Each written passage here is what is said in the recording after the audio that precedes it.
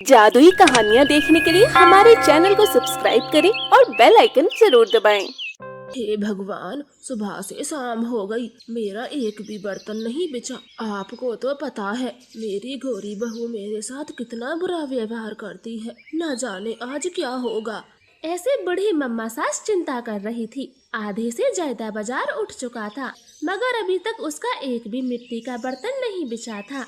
रात होने पर वो दुखी मन से अपने घर को निकल जाती है।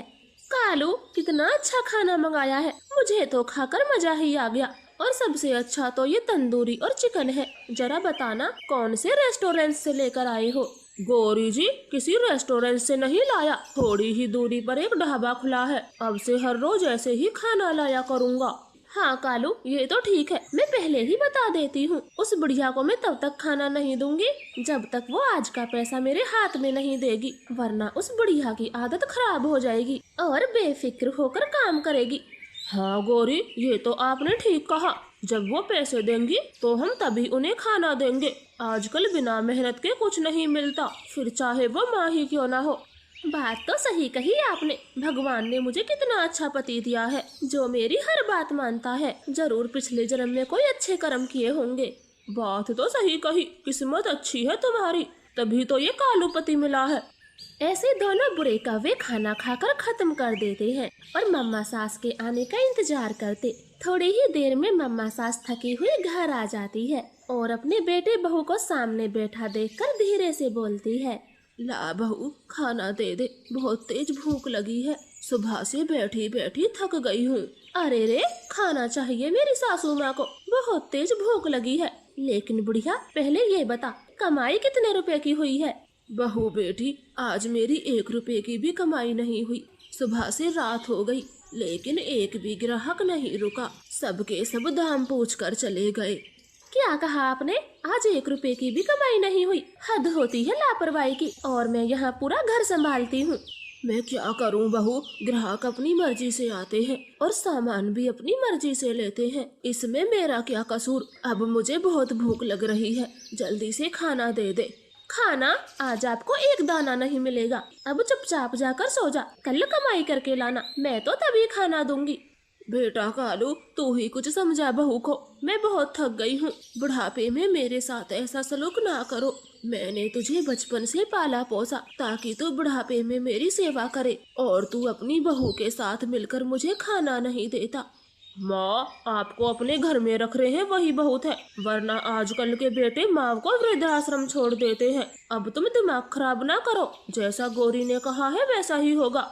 ऐसे लाख मिन्नतें करने पर कालू गौरी अपनी माँ को खाना नहीं देते और दोनों सुकून से सो जाते हैं। लेकिन मम्मा सास को नींद कहाँ आने वाली थी, वो भूखे पेट सो नहीं पाती और रात को ही रसोई घर में खाना ढूंढती है तो देखती है कि सारे बर्तन खाली पड़े थे। थोड़ी सी ही आवाज से कालू गौरी उठ जाते हैं और मम्मा सास को रसोई में पकड़ लेते। बुढ़िया, तेरी ये जरूरत, अब तू चोरी करके खाना भी खाएगी। देखो कालू, तुम्हारी माँ चोरी कर रही है। माँ, तुमसे ये उम्मीद तो नहीं थी, बुढ़ापे में चोरी करने में शर्म नहीं आती क्या? कालू गौरी, ये तुम कैसी बातें करते हो? मैं भला अपने ही घर में चोरी क्यों करूँगी? मुझे खाली पेट नींद नहीं आ रही थी तो सोचा थोड़ा खाना खा लूं। देख बुढ़िया, चुपचाप सो जा, और वैसे भी खाना तुझे मिलेगा ही नहीं क्योंकि हमने रेस्टोरेंट से मंगाकर सब चट कर दिया, तो खामे खा बर्तन बजा के हमारी नींद ना खराब कर। ऐसे धमकाकर कालू गौरी फिर से सो जाते हैं। लेकिन माँ को तो नींद नहीं आने वाली थी। वो चुपचाप खिड़की से रानो चिड़िया के घर जाती है और सारी कहानी उसे बता देती। रानो बेटी, एक तो ही है, तुझसे अपने दुखड़े बांट लेती हूँ, वरना हर किसी के सामने रो भी नहीं सकती। मेरे बेटा बहू बहुत बुरे हैं। माँ जी, आप चिंता ना करें, मैं अभी खाना लाती हूँ। अच्छा किया जो आप मेरे घर आ गई। रानो चिड़िया भी बहुत दुखी हो चुकी थी। वो कालू की माँ के लिए गरम गरम खिचड़ी बनाती है क्योंकि खाना तो उसके घर में भी नहीं था। मम्मा सास पेट भर खिचड़ी खाती और चुपचाप अपनी खिड़की से घोंसले में सो जाती है। लेकिन अब तो कालू गौरी का रोज का हो चुका था। वो थोड़ी बिक्री होने पर भी मम्मा सास को खाना नहीं देते और मम्मा सास हर रोज चिड़िया के घर जाकर अपनी भूख मिटाती। कालू, अपनी माँ से कह दो, इन्हें समझ में ही नहीं आता, फैसला क्या हुआ है? माँ, एक बार और याद दिलाता हूँ, जिस दिन तुम रुपए कमा कर नहीं लाओगी उस दिन खाना नहीं मिलेगा। आइंदा ऐसी हरकत की तो मुझसे बुरा कोई नहीं होगा। ओए कालू, भाड़ में जा तू और तेरी बहू। अब मैं तेरे साथ एक पल नहीं रहूंगी। मैं जा रही हूँ। तुझसे अच्छा मेरी कोई औलाद ही नहीं होती। हाँ हाँ चली जाओ, वैसे भी तुमसे हमें कोई फायदा नहीं। अब जल्दी से हमारा घर खाली करो। तेरा घर? तेरे बाप ने दिया था ये घर, पर अब जब मेरा बेटा ही साथ नहीं है तो कुछ भी बोल। ऐसे दुखी मन से मम्मा सास घर से निकल जाती है। रानो को कालू की माँ रास्ते में मिल जाती और वो उसे अपने घर ले आती है। मगर कालू गोरी को तो ये भी पसंद नहीं था। वो रानो चिड़िया से लड़ने चले जाते हैं। ओए चिड़िया, कान खोल कर सुन ले, ये हमारा घर का मामला है। ये बुढ़िया चाहे कहीं जाए, लेकिन तो इसे अपने घर में नहीं रखेगी। हाँ, अगर इस बुढ़िया को अपने घर में रखा, खामेखा तुम्हारी और हमारी लड़ाई हो जाएगी। फिर ये ना कहना मुझे बेवजह चोटें आ गईं। ऐसे धमकी देकर दोनों चले जाते हैं। वो दोनों तो चुप खड़ी थीं। बेटी, मैंने कहा था ना, मैं तुम्हारे घर नहीं रह सकती। मैं अपना गुजारा कहीं अच्छे से कर लूंगी। कृपया मुझे जाने दो। चिड़िया तो खामोश खड़ी थी और मम्मा सास अपनी पोटली लेकर चली जाती है। उसे चलते चलते रात हो गई थी और वो एक अनजान जंगल में पहुंच जाती है, जहां उसकी मुलाकात एक जादुई पेड़ से होती। उस पर ढेर सारे पपीते लगे हुए थे। माँ जी, आप इतनी रात को कहाँ जा रही हो? ये जंगल तो सुनसान रहता है, इसमें कभी कोई नहीं आता। बूढ़ी मम्मा सास दुखी मन से उसे सारी कहानी बताती है। पेड़ को तो बूढ़ी मम्मा पर बहुत दया आती और वो उसे एक जादुई पपीता देता है। माँ जी, ये जादुई पपीता है। आज से ये तुम्हारी हर बात मानेगा। आप इस पपीते से सभी गरीबों की मदद करना। बूढ़ी मम्मा सास तो बहुत खुश होती है और वो अपने जंगल में ही लौट आती और थोड़े ही समय में बूढ़ी माँ बहुत अमीर हो जाती है। वो हर दिन गरीब लोगों की मदद किया करती, भर भर के खाना और रुपया पैसा बांटती। बात धीरे धीरे कालू गोरी तक जाती है। कालू, तुमसे अच्छी तो तुम्हारी माँ निकली। देखो आज वो कितनी अमीर है। न जाने बुढ़िया के हाथ क्या लग गया। मेरी माँ को तुमने ही भगाने का प्लान बनाया था, वरना जब तुम नहीं थी तो मैंने कभी नहीं सोचा था मैं माँ को ऐसे घर से निकाल दूंगा। इसलिए मुझे दोष ना दो। कालू, हमारे लड़ने से कोई फायदा नहीं। हम अब भी उस बुढ़िया के बहू बेटे हैं। चलो झूठे मूठे आंसू दिखाकर उस बुढ़िया के घर में रहते हैं और राजाओं वाली जिंदगी जिएंगे। हाँ गोरी, ये तो सोचा ही नहीं। बुढ़िया के बहू बेटे तो हम ही हैं। ऐसे कालू गोरी देर न करते हुए बूढ़ी माँ के पास पहुँच जाते हैं, जहाँ बूढ़ी मम्मा सास गरीबों में दान कर रही थी। लो चिड़िया बेटी, ये तुम्हारे लिए काफी रहेगा। आज के बाद तुम्हें कभी किसी चीज की कमी नहीं होगी। तुम बहुत अच्छी हो। मेरे भूखे रहने पर मुझे खाना खिलाया। हाँ हाँ, ले लो चिड़िया, तुम्हारे तो मजे आ गए। हमारी माँ जी ने तुम्हें कितना सारा सोना दिया। अब चलो फूटो यहाँ से। ठीक है माँ जी, मैं चलती हूँ। अपना ख्याल रखना और बहुत बहुत शुक्रिया, आपने जो मेरी मदद की। चिड़िया वहाँ से चली जाती है, लेकिन मम्मा सास तो गोरी कालू का मुंह तक देखना नहीं चाहती थी। माँ जी, हम आ गए हैं। आज से तुम्हारी खूब सेवा करेंगे, अच्छा अच्छा खाना देंगे। हाँ माँ, तुम्हारे बिना मेरा एक पल को भी मन नहीं लगा था और मुझसे रहा नहीं गया। देखो तुम्हारा बेटा आ गया। लेकिन कव्वो, मेरा तो कोई बेटा ही नहीं है। फिर तुम कहाँ से आ गए? माँ, ये कैसी बातें करती हो? मैं तुम्हारा बेटा कालू हूँ। हाँ माँ जी, याद करो, तुम्हें घर से निकाले 15 दिन भी नहीं हुए और आप इतनी जल्दी सब कैसे भूल सकती हो? हम तुम्हारे बहू बेटे हैं। कालू गोरी, जिस दिन तुमने मुझे घर से जाने दिया, मैं उसी दिन तुम्हें भुला चुकी हूँ। अब से तुम मेरे बहू बेटे नहीं हो। अब चले जाओ यहाँ से। अब कालू गोरी को अपने किए पर बहुत पछतावा होता है और वो चुपचाप वहाँ से लौट जाते हैं। माफी मांगने के लिए भी कालू का मुंह तक नहीं खुलता। तो प्यारे दोस्तों, आपको हमारी कहानी कैसी लगी कमेंट करके जरूर बताएं और हाँ, प्लीज हमारे चैनल को सब्सक्राइब जरूर कर लें। आपका धन्यवाद। बहुत समय पहले की बात है। दूर कहीं रामपुर नाम के गांव में प्रेरणा अपनी बूढ़ी दादी के साथ रहती थी। वो लोग बहुत गरीब थे। प्रेरणा को सजने संवरने का बहुत शौक था। उसी गांव में साक्षी नाम की एक अमीर और घमंडी लड़की रहती थी। साक्षी और प्रेरणा एक ही कॉलेज में पढ़ते थे। साक्षी को शॉपिंग करने का बहुत शौक था। ऐसे ही एक दिन साक्षी कॉलेज में ढेर सारी अलग अलग शेड की नेल पॉलिश अपनी सहेलियों को दिखाकर कहने लगी, देखो मेरी माँ मेरे लिए ब्रांडिंग नेल पॉलिश लेकर आई है। अरे वाह साक्षी, ये नेल पॉलिश के शेड तो बहुत सुंदर हैं। अलग अलग शेड की नेल पॉलिश देखकर प्रेरणा से रहा नहीं गया और वो बोली, साक्षी तुम्हारे पास ढेर सारी नेल पॉलिश, अलग अलग शेड की इतनी सारी नेल पॉलिश है, मुझे भी एक नेल पॉलिश दे दो ना। नहीं, ये नेल पॉलिश मेरी माँ ने मेरे लिए शहर से मंगवाई है और ये बहुत महंगे नेल पॉलिश हैं और तुम जैसे गरीब लोग इसे लगाना तो दूर, इसे खरीद भी नहीं सकते। ऐसी नेल पॉलिश खरीदने की तेरी हैसियत नहीं है। अच्छा ठीक है, दे नहीं सकती तो कम से कम एक बार लगाने के लिए दे दो। मैं तुझे ये नेल पॉलिश देके गंदी नहीं करना चाहती, चली जा यहाँ से। प्रेरणा उदास होकर घर आ जाती है और प्रेरणा को इतना उदास देखकर उसकी दादी पूछती है, क्या हुआ प्रेरणा, तुम इतनी उदास क्यों लग रही हो? वो पड़ोस वाली साक्षी है ना, जो मेरे कॉलेज में पढ़ती है, वो आज स्कूल में ढेर सारी नेल पॉलिश लेकर आई थी।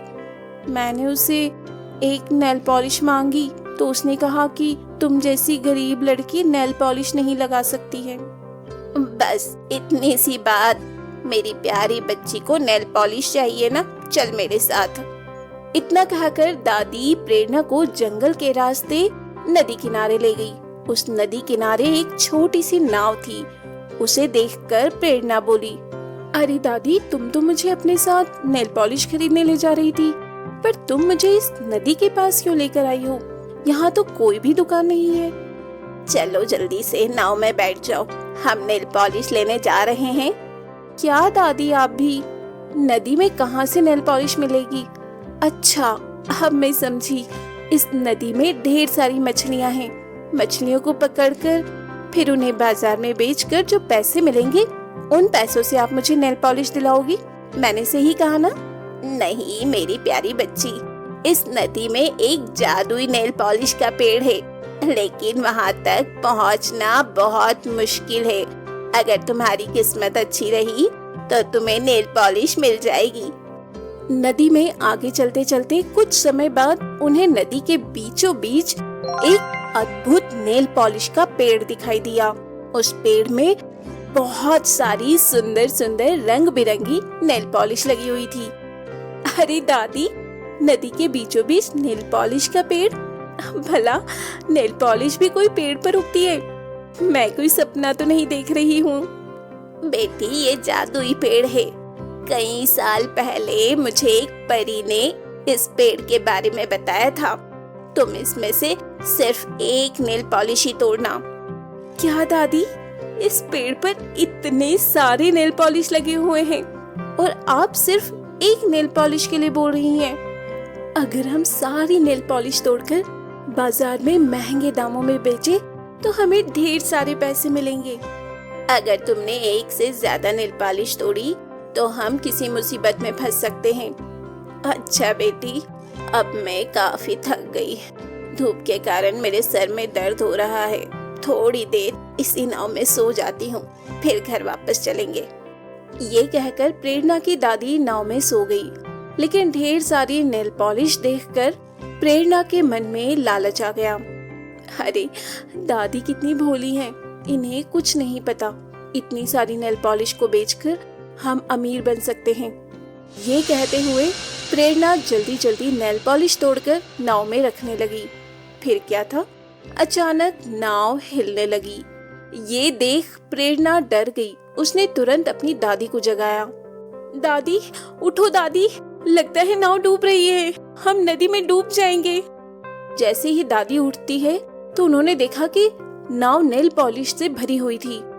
अरे ये क्या किया बेटी, ये तूने क्या किया? मैंने तुझे समझाया था ना कि एक से ज्यादा नेल पॉलिश नहीं तोड़नी है। अब तुम्हारे लालच के कारण हम नदी में डूबने वाले हैं। अरे दादी कुछ करो, नहीं तो हम नदी में डूब जाएंगे। हे भगवान, प्रेरणा से भूल हो गई, उसे माफ कर दो। आप कोई रास्ता दिखाओ।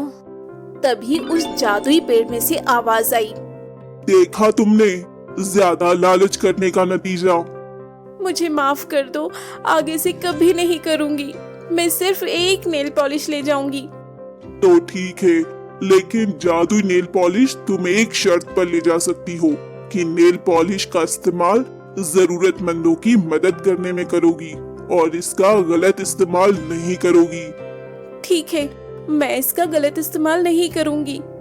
इतना कहकर प्रेरणा ने जादुई पेड़ का धन्यवाद किया और जादुई नेल पॉलिश लेकर खुशी खुशी दादी के साथ घर लौट आई। घर आकर जैसे ही प्रेरणा ने नेल पॉलिश खोली तो घर में पैसों की बारिश होने लगी। ये देख प्रेरणा और उसकी दादी चौंक गई। फिर उन पैसों से प्रेरणा और उसकी दादी ने एक सुंदर सा घर बनवाया और अपनी दादी के साथ खुशी खुशी रहने लगी।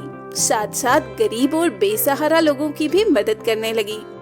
लेकिन जब ये बात साक्षी को पता चली तो उसे बहुत गुस्सा आया और वो सोचने लगी, ये प्रेरणा की बच्ची इतनी ज्यादा अमीर कैसे बन गई? इसके पास इतने पैसे कहाँ से आए? मुझे पता लगाना ही होगा। फिर एक दिन साक्षी चुपके चुपके से प्रेरणा और उसकी दादी की सारी बातें सुन लेती है। साक्षी को पता चल गया कि नदी में जादुई नेल पॉलिश का पेड़ है। तो फिर साक्षी नाव में बैठकर जादुई नेल पॉलिश के पेड़ तक पहुंच गई।